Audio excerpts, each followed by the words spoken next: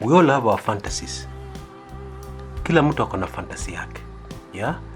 And some of our fantasy, you see, the thing about a fantasy is most of the times it is something extremely inashtua.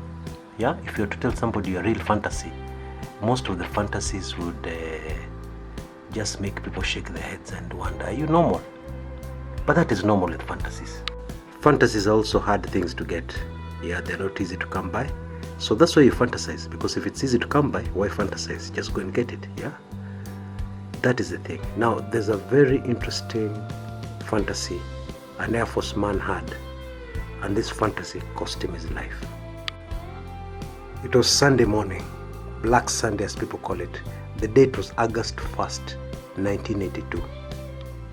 The scene was right in the middle of town, Hilton Hotel. This is a very prominent landmark in the CBD of Nairobi, City in the Sun. Now, this young Air Force officer's fantasy was having sex with a mzungu, or a white woman. And it seemed as the years went by, he had never gotten his chance. So as the coup unfolded on that Black Sunday morning, and as Maasais rushed to loot butchers and run away with meat, and as other people living in slums without electricity rushed to loot television sets and fridges, not thinking how they're going to run until they got home, you know what power they're going to run on until they get home. Others were looting, trying to loot jewelry shops, yeah, get precious stones, etc. Make money, change their lives, take advantage of the chaos to change their lives. This Air Force man was not interested in any of that.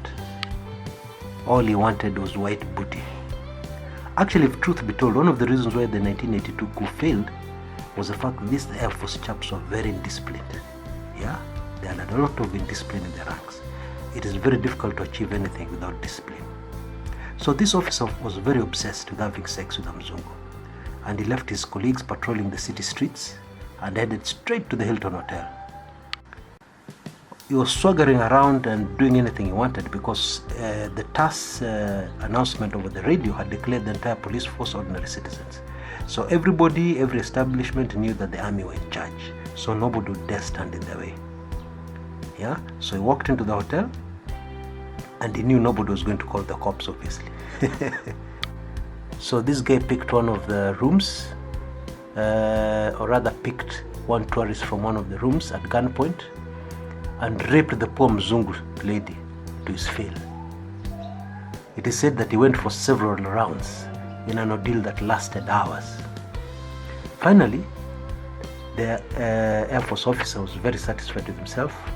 He emerged from the hotel feeling very happy that finally he had fulfilled his fantasy, and took the lift downstairs, came out of the lobby of the Hilton Hotel, for those who know the hotel well, and then he walked outside and straight into the firing line of Major General Mahmoud Mohammed and his soldiers.